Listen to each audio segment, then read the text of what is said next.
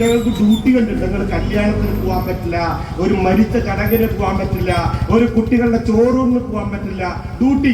ഇനി ആ ചമല കളറ് കണ്ട പേടിക്കുന്ന മുഖ്യമന്ത്രിയില്ല, കറുപ്പ് കണ്ട ഓന്റെ പരിപാടി ഉണ്ടെങ്കിൽ മുക്കില് മൂലന് ഈ പാവങ്ങൾ നിൽക്കണം.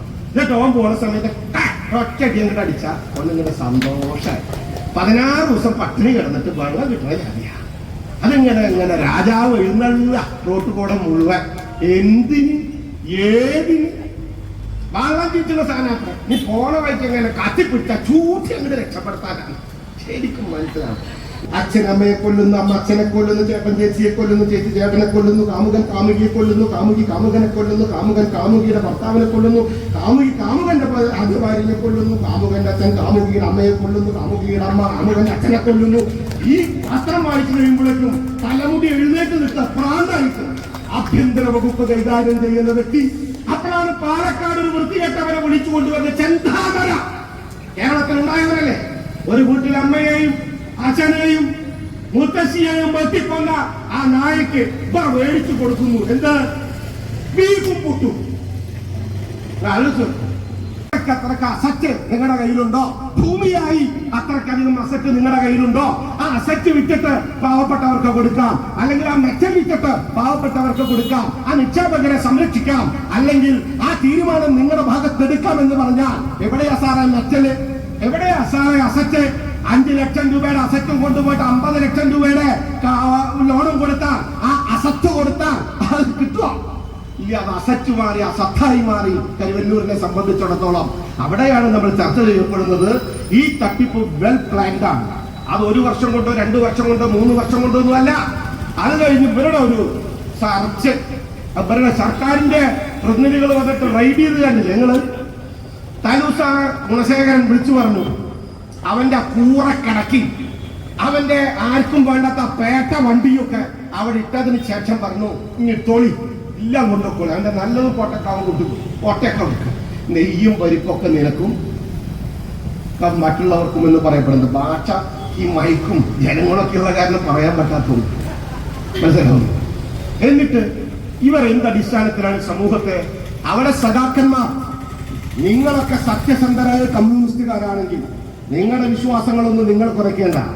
നിങ്ങൾ കമ്മ്യൂണിസ്റ്റ് പാർട്ടിയെ വിശ്വസിക്കുന്നുണ്ടെങ്കിൽ, നിങ്ങൾ കോൺഗ്രസ് പാർട്ടിയെ വിശ്വസിക്കുന്നുണ്ടെങ്കിൽ നിങ്ങൾക്ക് വിശ്വസിക്കാനുള്ള എല്ലാ അവകാശവും ഉണ്ടെന്നേ.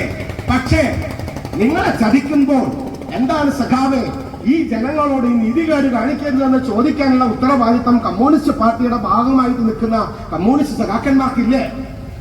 ആ നിങ്ങൾ എന്തടിസ്ഥാനത്തിലാണ് ചോദിക്കില്ല? അപ്പൊ അതിന്റെ ഉത്തരവാദിത്തം സാധാരണക്കാരായിട്ടുള്ള കമ്മ്യൂണിസ്റ്റ് വിഭാഗങ്ങൾക്കും ഉണ്ട് എന്ന് ഞങ്ങൾ ചൂണ്ടിക്കാണിക്കുമ്പോൾ അതിൽ നിന്ന് ഒളിച്ചോടാൻ നിങ്ങൾക്ക് സാധിക്കുമോ? കോൺഗ്രസിന്റെ നേതാക്കന്മാർക്ക് കോൺഗ്രസിന്റെ നേതാക്കന്മാരോട് പറയാമല്ലോ, അണികൾക്ക് നേതാക്കന്മാരോട് പറയാമല്ലോ, സഖാവെ പശുവിന് പോലും കാടിവെള്ളം കൊടുക്കാതെ കഞ്ഞിവെള്ളം മുഴുവൻ ചത്തുമ്പോ മുക്കി നിങ്ങൾ അതിൻ്റെ ഉള്ളിൽ കയറി നിന്ന് കാലത്തൊട്ട് വൈകുന്നേരം വരെ സാമൂഹ്യ പ്രവർത്തനം നടത്തുമ്പോ ജനങ്ങളുടെ പൈസ കട്ടുകൊണ്ടുപോയവർക്ക് നേരെ കമ്മ്യൂണിസ്റ്റ് പാർട്ടിക്കെതിരെ പ്രവർത്തനം നടത്താം. നമ്മളും കൂടെ പോകേണ്ടേ? നമ്മൾ ആ പ്രവർത്തനത്തിൽ നിൽക്കണ്ടേ? കരുവന്നൂരിലെ ജനങ്ങളുടെ പ്രയാസത്തിൽ അനുഭവിച്ചവർക്ക് കാശ് തിരിച്ചു കൊടുക്കാനുള്ള ഉത്തരവാദിത്തം കോൺഗ്രസ് എന്ന് പറയുന്ന പാർട്ടിയായിട്ട് നമുക്കില്ലേ എന്ന് ചോദിക്കേണ്ട നിങ്ങൾ എന്താ ചോദിക്കാത്തത്? അപ്പൊ നേതാക്കന്മാര് മോളിന്ന് കമന്റ് കൊടുക്കുന്നില്ല.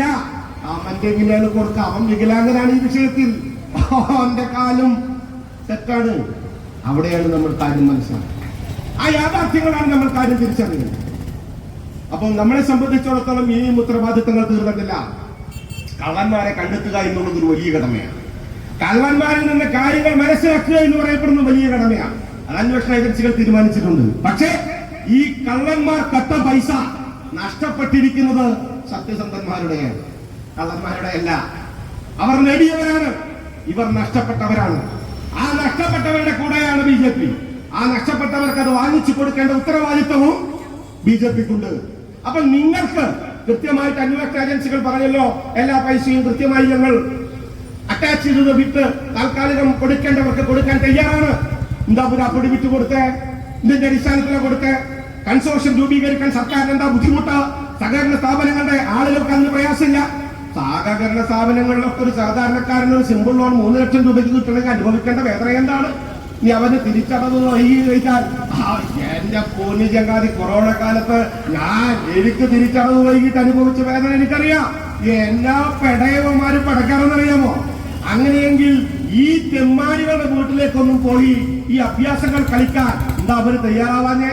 അവരുടെ നാവുകളിൽ നിന്ന് സത്യങ്ങൾ വീണ്ടും വീണ്ടും വീണ്ടും പുറത്തു വന്നാൽ ഇതിനേക്കാൾ അപ്പുറത്ത് ആഴത്തിൽ ഈ കള്ളത്തരം ഉണ്ടാകുമെന്നുള്ള യാഥാർത്ഥ്യം കൊണ്ടല്ലേ ബഹുമാനപ്പെട്ട സുരേഷ് ഗോപി ഇവിടെ മാർച്ച് നടത്തിയ സമയത്ത് എന്താ നിങ്ങൾക്ക് പൊള്ളിയത്? എന്തിനാ നിങ്ങൾക്ക് പൊള്ളേണ്ട ആവശ്യം? കൊള്ളേണ്ട ആവശ്യം ഉണ്ടായിരുന്നില്ലല്ലോ. നിങ്ങൾക്ക് ജനങ്ങളുടെ പൈസ തെറ്റുപറ്റിയിട്ടുണ്ടെങ്കിൽ കച്ചവടമുണ്ടാക്കി സർക്കാരിന്റെ ഉത്തരവാദിത്തമായിരുന്നില്ലേ അവരെ സംരക്ഷിക്കപ്പെടേണ്ട ബാധ്യത? സംരക്ഷിച്ചില്ലല്ലേ?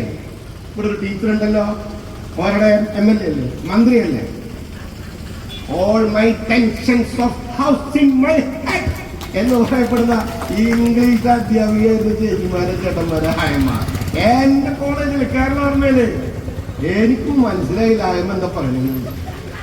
ഒരു ചർച്ചയിൽ പറയാണ് ഒരു കേരളം ഭരിക്കുന്ന ഒരു ഉന്നത വിദ്യാഭ്യാസ മന്ത്രി കൊള്ളാം.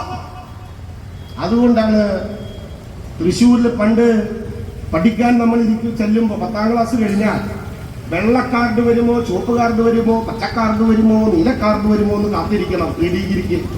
ഡിഗ്രിക്ക് ഇന്നെന്താ എല്ലാ കാർഡും ഒരുമിച്ച് വരും. കാരണം സമൃദ്ധി സീറ്റാണ്.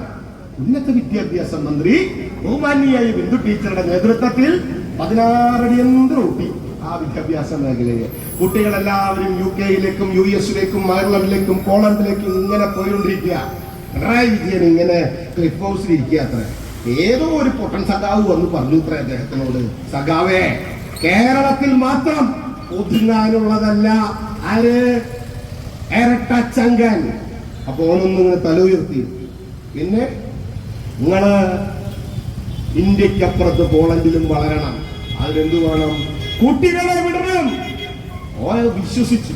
അങ്ങനെ പോളണ്ടിൽ കേരളം ഉണ്ടാക്കാൻ, അയർലൻഡിൽ കേരളം ഉണ്ടാക്കാൻ, US-ൽ കേരളം ഉണ്ടാക്കാൻ, UK-യിൽ കേരളം ഉണ്ടാക്കാൻ, കേരളയിൽ കേരളം ഉണ്ടാക്കാൻ പാവപ്പെട്ട വളർന്നു വരുന്ന യുവതലമുറ വിദ്യാഭ്യാസത്തിന് വേണ്ടി അങ്ങോട്ട് പോകുമ്പോ ഒപ്പടെ കാത്തിരുന്ന അവിടത്തെ ഒക്കെ മുഖ്യമന്ത്രി അപ്പൊ എന്താ ഫയർ ഫോഴ്സ് ഒക്കെ ഇങ്ങനെ മുന്നിൽ പോവല്ലേ, നല്ല സുഖമല്ല, ഇങ്ങനെ ഞെളിഞ്ഞിരുന്നിട്ട് പോവാ. ആര് കല്ലെടുത്തെറിയും?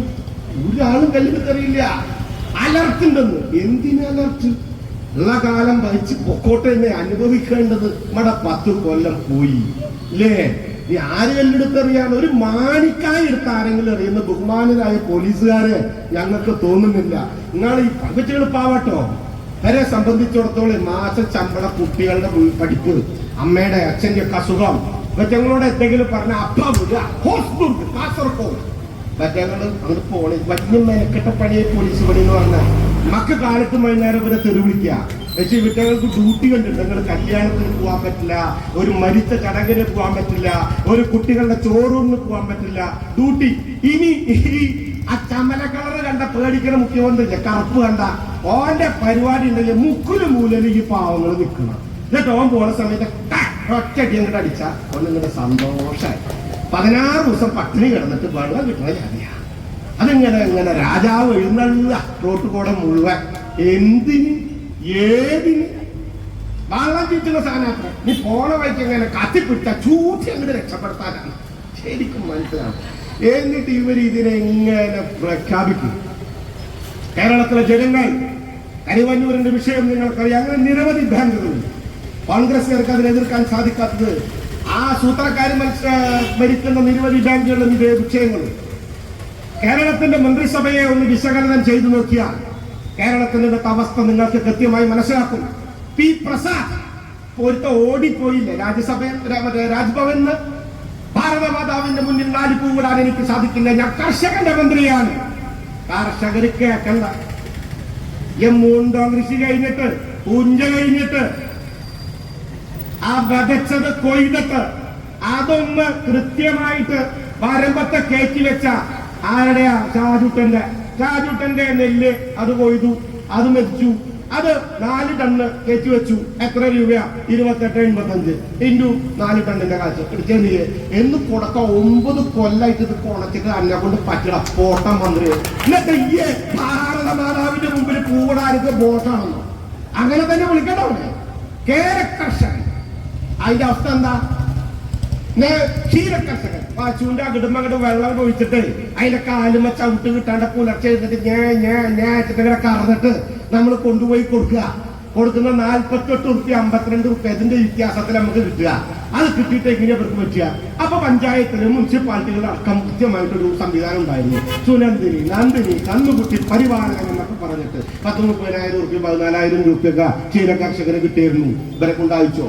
അതിലൊരു മന്ത്രിയുണ്ട് ഈ CPIക്ക്. അവർക്ക് തന്നെ ബോധ്യമായിട്ടില്ല തോന്നുന്നുണ്ട്. 4 കൊല്ലമായിട്ട് ഞാൻ മന്ത്രിയാണ്.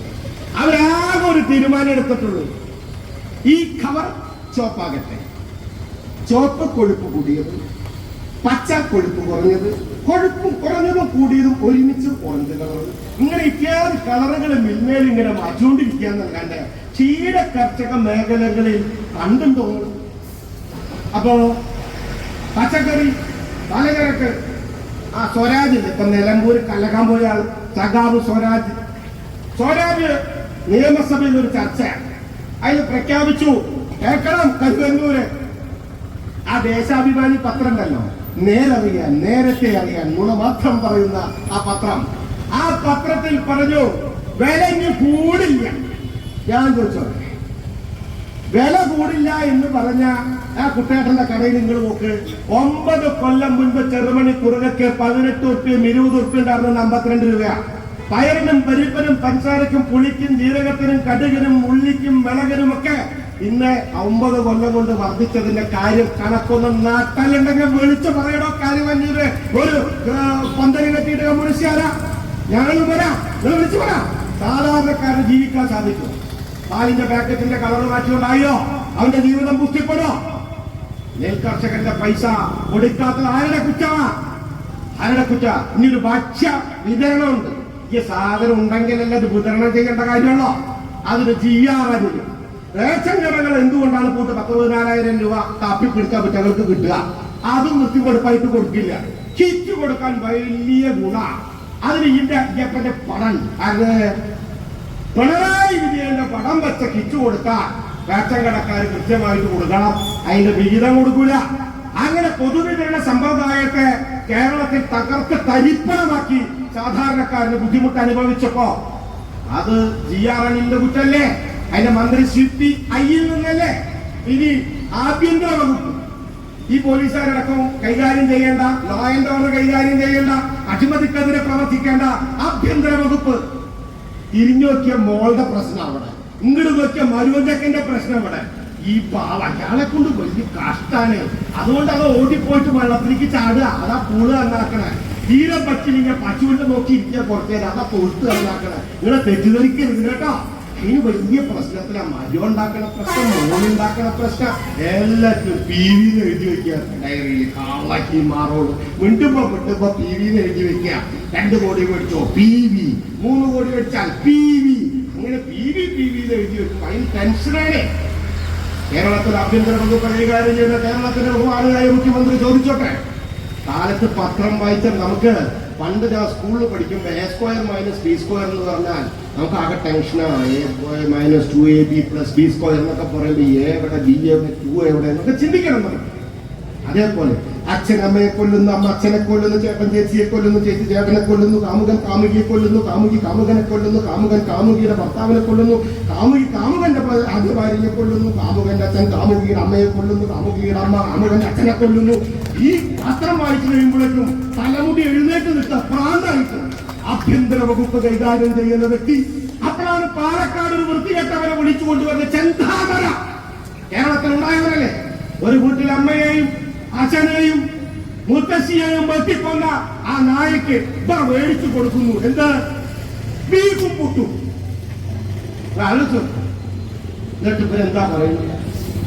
1-ാം നമ്പറാണ്. എനിക്ക് മനസ്സിലായില്ല എവിടെ നോക്കിയിട്ടാണ് ഈ 1-ാം നമ്പർ എന്ന് പറയുന്നത്. പിന്നെ വിദ്യാഭ്യാസ വകുപ്പ് കൃത്യമാണെന്നത് ശിവൻകുട്ടി. ഞാൻ ഇതിനെ കുറ്റം പറയാനില്ല, അല്ലെങ്കിലും അറിവ് കുറവൊരു കുറവല്ല. ഇത് നമ്മുടെ സാഹചര്യമല്ലേ, അപ്പൊ അതനുസരിച്ച് ഇരിക്കണ്ടേ. അതിനോട് പറഞ്ഞു കൃത്യമായിട്ട് പറയണം. ഭാഷാപിതാവിന്റെ കാര്യങ്ങൾ പറയണം. തുഞ്ചത്ത് രാമാനുജൻ എഴുത്തച്ഛന്റെ മണ്ണാണ്, ആ ഭാഷയാണ്. അതിനൊക്കെ ശക്തമായി പറയണം. എണ്ണിക്കൊടുക്കുന്ന വാക്കുകളും പറയുന്ന കണക്കുകളും കൃത്യമാകണം. അതിനെ കൊണ്ടാവുന്നില്ല. അത് പിടിച്ചു നോക്കേണ്ട, ഒരുപാട് പിടിച്ചു നോക്കുന്നുണ്ട്.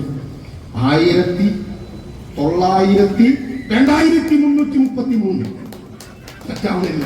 ആളൊന്നും കൂടി പിടിക്കും. അപ്പൊ ആള് മാധ്യമങ്ങളോട് പറയട്ടെ, അടുത്ത് പിടിക്കാൻ നോക്കുകയാണ്. അതിനെ കൊണ്ടാവില്ല. അത് കേരള സമൂഹത്തിലെ വളർന്നു വരുന്ന യുവതലമുറയുടെ ചില നീതികളല്ലേ? ഉണ്ടശ്ശേരി മാഷെ പോലെ ഇരുന്നവർ ഇരുന്ന കസേരയിൽ ഈ മഹാപരാക്രമ കൊണ്ടിരുത്തി ഈ കേരളത്തിലെ കോമാളി വെച്ച് കെട്ടിച്ചത് പിണറായി വിജയൻ വളർന്നു വരുന്ന തലമുറയെ നശിപ്പിച്ചതിന്റെ അടിസ്ഥാനത്തിലല്ലേ? അല്ലെങ്കിൽ ശിവൻകുട്ടിയെ ഈ സഖാക്കന്മാർ ഒറ്റ കുട്ടികളെ സർക്കാർ വിദ്യാലയത്തിൽ വിടൂല. ശിവൻകുട്ടിയുടെ നയങ്ങൾക്കനുസരിച്ച് കാസർഗോഡ് മുതൽ തിരുവനന്തപുരം വരെ കുട്ടികൾ പഠിക്കുന്നു എന്ന്, ആ കുട്ടികളുടെ ഭാവി തുലാസിലല്ല എന്ന് ചിന്താഗതിയുള്ള ഒരു അച്ഛനോ അമ്മയോ ഈ നാട്ടിലുണ്ടോ, കേരളത്തിലുണ്ടോ? ഒരു സോഷ്യൽ ഓഡിറ്റിന് നിങ്ങൾ തയ്യാറുണ്ടോ? 4 അക്ഷരം കൂട്ടി പറഞ്ഞ അത് വായിക്കാൻ പറ്റൂല. 4 എണ്ണം കൂടുതൽ പറഞ്ഞാൽ അതിനെ കുറിച്ച് പഠിക്കാറില്ല. 8 × 2 × 16 + 36 എന്ന് പറഞ്ഞ 3 ദിവസം അത് പലിച്ച കിടക്കും. അതിനെ കൊണ്ടാവില്ല. അതിന്റെ കുറ്റം പറയണില്ല. കാരണം മണ്ടക്കാരൊക്കെ മനുഷ്യനുണ്ടാവില്ല. എനിക്കുണ്ട്, നിങ്ങൾക്കുണ്ട്. അത് ഞാൻ വിളിച്ചു പറയുന്നില്ല. അതൊരു മന്ത്രിയാണ് എന്നുള്ളതാണ് നമ്മൾ അനുഭവിക്കേണ്ടി വന്നത്. ഒരു സമൂഹം 21 ദുരിതങ്ങളെ നമ്മൾ 9 കൊല്ലായിട്ട് പേറുകയാണ്. കേരളത്തിലെ തിരുവനന്തപുരം മുതൽ കാസർഗോഡ് മുതൽ തിരുവനന്തപുരം വരെ ബസ്, നവ കേരള ബസ് മറ്റങ്ങളെ കയ്യിൽ കയറിയിരിക്കും. എന്നിട്ട് ക്യാപ്റ്റൻ മുന്നിൽ ഇങ്ങനെ ഇരിക്കും, എന്നിട്ട് മറ്റുള്ളവരൊക്കെ പിന്നിലിരിക്കും. അങ്ങനെ എല്ലാ മണ്ഡലത്തിലും വന്ന് പരിപാടി. എന്നിട്ട് അതിലൊരു പൊട്ടൻകുടാരം പറയുകയാണ്, ലക്ഷക്കണക്കിന് പരാതി കിട്ടി. പൊട്ടൻ സഖാവേ, ഒരു മന്ത്രിസഭ 9 കൊല്ലം ഭരിക്കുന്നത് ലക്ഷക്കണക്കിന് പരാതി ഉണ്ടാക്കാനാണോ, ലക്ഷക്കണക്കിന് പരാതി പരിഹരിക്കാനാണോ എന്ന് ഒന്ന് ആലോചിച്ച് നോക്ക്. എന്നിട്ട് ഗീർവാണം തള്ളാമ. അപ്പൊ പറയാണ് 3514 കോടി രൂപയുടെ പദ്ധതികൾ പ്രഖ്യാപിക്കപ്പെടുന്നു. ആ കുട്ടേടന്റെ കടയിൽ പണ്ടത്തെ ഗോലി സോഡ ഉണ്ടെങ്കിൽ മേടിച്ചോ.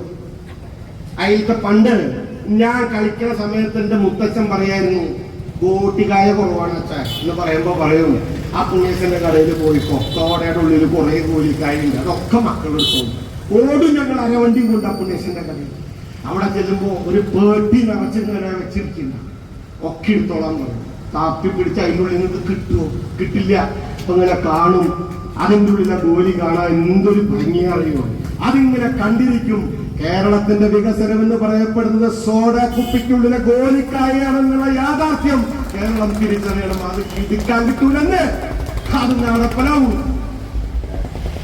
നിങ്ങൾ ആലോചിച്ചു നോക്കൂ.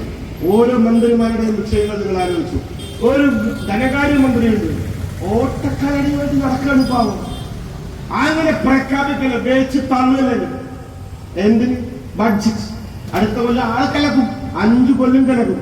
എന്തെങ്കിലും കൂടെ നിങ്ങൾക്കുണ്ടോ? ആ ഓട്ടയുള്ള വേഗവുമായി അദ്ദേഹം വന്ന് കരഞ്ഞു പറഞ്ഞിട്ട് ഈ നാടിനകത്ത് വളർന്നു വരുന്ന ഏതെങ്കിലും സാഹചര്യമുള്ള തൊഴിലിടങ്ങൾ അടക്കമുള്ള വിഷയങ്ങളിൽ പരിഹാരം കണ്ടെത്താൻ കേരളത്തിന് സാധിച്ചിട്ടുണ്ടോ? കേന്ദ്രം തന്നില്ല. തരുന്നതും ഉച്ചയിലേക്കിടുമ്പോ മതിയാവുന്നില്ലെന്ന കാരണം ഇവന്മാർക്ക് കാക്കാനും കൊള്ളയടിക്കാനും കഴിഞ്ഞത് ബാക്കി ഉണ്ടാവില്ലേ?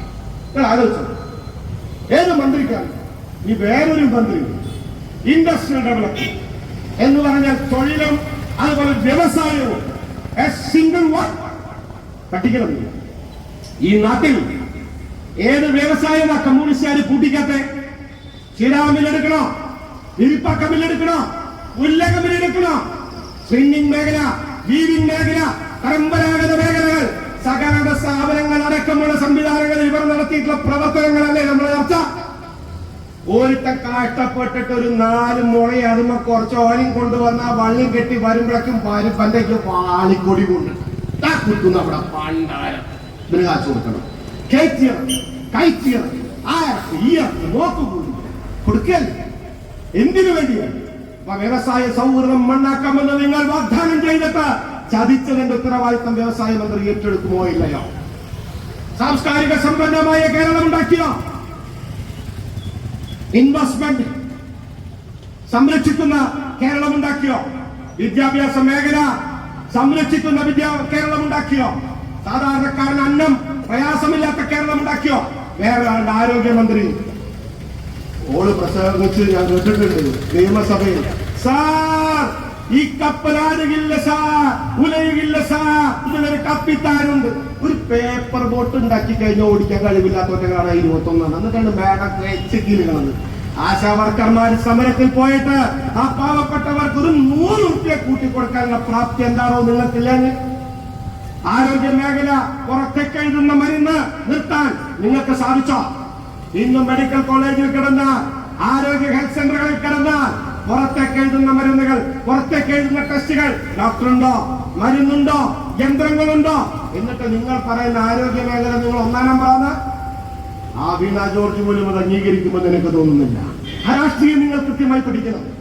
ഒന്നും ചെയ്യാതെ, ഒരു ഉപകാരവും ചെയ്യാതെ, ഒരു സമൂഹത്തിനോട് സ്നേഹവുമില്ലാതെ, നന്ദികേടും നീതികേടും മാത്രമായി തുടരുന്ന ആ രാഷ്ട്രീയ സംവിധാനം ജാതിയുടെ പേരിൽ, മതത്തിന്റെ പേരിൽ, വർഗത്തിന്റെ പേരിൽ, വർണ്ണത്തിന്റെ പേരിൽ ഈ നാടിനെ വെട്ടിമുറിച്ച് 4-ആക്കിയും 8-ആക്കിയും 16-ആക്കിയും അതിലൂടെ രാഷ്ട്രീയ താല്പര്യത്തിന്റെ അടിസ്ഥാനത്തിൽ വോട്ട് മേടിച്ച് അതിലൂടെ MLA-യും MP ആകാൻ മാത്രം ആഗ്രഹിക്കുന്ന ഇടതുപക്ഷക്കാരന്റെയും വലതുപക്ഷക്കാരന്റെയും കഴുകൻ കണ്ണുകളെ നിങ്ങൾ കൃത്യമായി കാണണം. VD സതീശനെതിരൊന്നും ചോദ്യം ചെയ്യുന്നത് നിങ്ങൾക്ക് കരുതണ്ട. ഇങ്ങനെ കൂട്ടക്ഷത്തിങ്ങനെ തിരിക്കുക. പിണറായിനെ കണ്ട ഭയ പരസ്പര സഹായ സഹകരണ സംഘമായി ഇടതുപക്ഷവും വലതുപക്ഷവും മാറുമ്പോൾ അതിനനുസരിച്ച് വളരണം നമ്മൾ. അതിനനുസരിച്ച് ഗംഭീരമാക്കണം നമ്മുടെ പ്രവർത്തനം. തളർന്ന കോൺഗ്രസും തകർന്ന കമ്മ്യൂണിസ്റ്റും നിൽക്കുമ്പോൾ വളരുന്ന BJP ആയിരിക്കണം ജനങ്ങളുടെ ആശ്രയം എന്നുള്ള ബോധം നിങ്ങൾക്കുണ്ടാകണം. ഇവിടെ കരുവന്നൂർ പോലത്തെ വിഷയങ്ങൾ ഉണ്ടാകുമ്പോൾ എന്തുകൊണ്ട് നമുക്ക് ഇവിടെ ചർച്ച ചെയ്യേണ്ടി വരുന്നത്? സർക്കാർ പരാജയപ്പെട്ടിടത്ത്, പ്രതിപക്ഷം പരാജയപ്പെട്ടിടത്ത് നമ്മൾ വളരേണ്ടിയിരിക്കുന്നു. ഈ സാധാരണക്കാരന്റെ പൈസ പോയതിന്റെ പുറകിൽ പ്രവർത്തിച്ച ശക്തമായ കരങ്ങളെ ഉറങ്കിലടയ്ക്കുന്നതിനൊപ്പം തന്നെ അവരിലേക്ക് പണം എത്തിച്ചു കൊടുക്കുന്ന പ്രവർത്തിയിലും നമ്മുടെ ഈ കൂട്ടായ്മയും ശക്തിയും ഉണ്ടാകണം. നമുക്കെതിരെ ഇനിയും വരും, നമുക്കെതിരെ ഇൻഡസ്ട്രികൾ വരും, ഗിർവാണങ്ങൾ വരും, ഭയപ്പെടുത്തലുകൾ വരും. ആ ഭയപ്പെടുത്തലുകൾ പെട്ട് നമ്മൾ ഭയന്നിട്ടുണ്ടോ? നമ്മുടെ പൂർവികന്മാർ ഭാരതത്തിൽ BJP ഭരിക്കാത്ത കാലഘട്ടത്തിൽ ഇവരെ ഭയന്നിട്ടുണ്ടോ? ഇവരെ പേടിച്ചിട്ടുണ്ടോ? നമ്മളൊന്നും തെരുവിലുണ്ടായിരുന്നില്ലേ? ജയിക്കാത്തവരെന്ന് നമ്മളെ മുദ്രകുത്തിയപ്പോഴും ജയിച്ചാലെന്താ തോറ്റാലെന്താ ഞങ്ങളവിടെയുണ്ട്, തെരുവിലുണ്ടെന്ന് നമ്മളന്ന് ഈ മുദ്രാവാക്യം വിളിച്ച് മുന്നോട്ട് പോയിട്ടില്ലേ? നമ്മൾ ഈ കുങ്കുമഹരിത പതാകയുടെ കീഴിൽ ആശയത്തിന്റെയും ആദർശത്തിന്റെ അടിസ്ഥാനത്തിൽ ഉറച്ചു നിന്നിട്ടില്ലേ? ഭയപ്പെട്ടിട്ടുണ്ടോ ഇതിനെ? എന്തിനാണ് ഈ നല്ല കാലത്ത് നമ്മൾ ഭയപ്പെടേണ്ടത്? അവിടെയാണ് നമ്മൾ കൃത്യമായ ഇടപെടലുകളിലൂടെ ഈ സമൂഹത്തിന്റെ പ്രയാസങ്ങളിലേക്ക് ഇറങ്ങിച്ചെല്ലാൻ നമുക്ക് സാധിക്കേണ്ടത്. ബഹുമാനായിട്ട് MP BJPക്ക് സമ്മാനിച്ചത് ഈ കേരളത്തിലെ തൃശൂർ ജില്ലയിലെ തൃശൂർ പാർലമെന്റ് മണ്ഡലത്തിലെ നല്ലവരായ വോട്ടർമാർക്കെന്ന സമ്മാനമാണ്. ആ സമ്മാനം നമ്മൾ അംഗീകാരമായി എടുത്തുകൊണ്ട് അവിടെ അവരുടെ പ്രയാസങ്ങളും പ്രശ്നങ്ങളും പ്രതിസന്ധികളും വരുമ്പോൾ കൃത്യമായി ഇടപെട്ടുകൊണ്ട് ഈ നാടിനെ കൈപ്പിടിച്ചുയർത്താനുള്ള ഉത്തരവാദിത്ത ബോധമുള്ള ചെറുപ്പക്കാരായി വളർന്നു വരാൻ ഈ സമൂഹത്തിൽ എല്ലാവർക്കും സാധിക്കണം. അത് പാർട്ടിയുടെ ഉത്തരവാദിത്വവും ബാധ്യതമാണ് എന്നുള്ള കാഴ്ചപ്പാട് നിങ്ങൾക്കുണ്ടാകണം. അതിലൂടെയാണ് ഞങ്ങൾക്ക് നിങ്ങളെ സേവിക്കാൻ പറ്റുക. അതിലൂടെയാണ് ഞങ്ങൾക്ക് നിങ്ങളോട് തിരിച്ചു സഹായം ചെയ്യാൻ പറ്റുക. അതിലൂടെയാണ് ഞങ്ങൾക്ക് ഒരു പൊളിറ്റിക്കൽ പാർട്ടിയുടെ കമ്മിറ്റ്മെന്റ് എന്ന് പറയപ്പെടുന്നത് പൊതുസമൂഹത്തിനോടാണെന്നുള്ള ഉത്തരവാദിത്വ ബോധമുള്ള കാഴ്ചപ്പാട് നിങ്ങളിലേക്ക് ഞങ്ങൾക്ക് പകർന്നാകാൻ സാധിക്കുക. ആ കാര്യം ഞങ്ങൾ കൃത്യമായി ചെയ്യും. പക്ഷേ കോൺഗ്രസുകാരും കമ്മ്യൂണിസ്റ്റുകാരും കാണിക്കുന്ന ഈ വേട്ടത്തരങ്ങളെ, ഈ കള്ളത്തരങ്ങളെ, ഈ പൊള്ളയായ ശൈലിയെ കൃത്യമായി മനസ്സിലാക്കി അതനുസരിച്ച് പ്രതികരിക്കാൻ നിങ്ങൾക്ക് സാധിക്കണമെന്ന് മാത്രമാണ് പൊതുജനങ്ങളോട് ഞങ്ങൾക്ക് ആഹ്വാനം ചെയ്യാനുള്ളത്. കരുവന്നൂർ എന്ന് പറയപ്പെടുന്നത് ഒരു ഉദാഹരണം മാത്രമല്ല. അങ്ങനെ കേരളത്തിൽ നിരവധി ഉദാഹരണങ്ങളുണ്ട്. തൃശൂർ ജില്ലയിൽ നിരവധി ഉദാഹരണങ്ങളുണ്ട്. ആ കരുവന്നൂരുകളെ ഇനിയും വളർത്താൻ അനുവദിക്കാതിരിക്കാനുള്ള പ്രവർത്തനത്തിലേക്ക് നമ്മളെല്ലാവരും കൂട്ടായി രംഗത്ത് വരണം.